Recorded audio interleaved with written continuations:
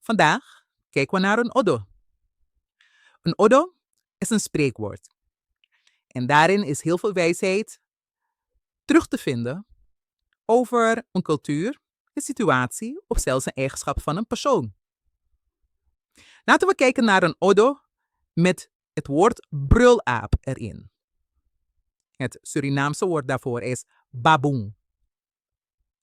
Baboeng tere na baboeng skin.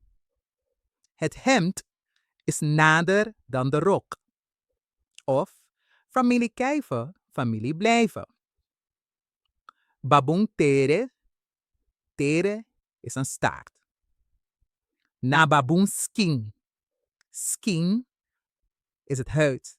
Dus eigenlijk is er geen onderscheid te maken tussen de tere en de skin.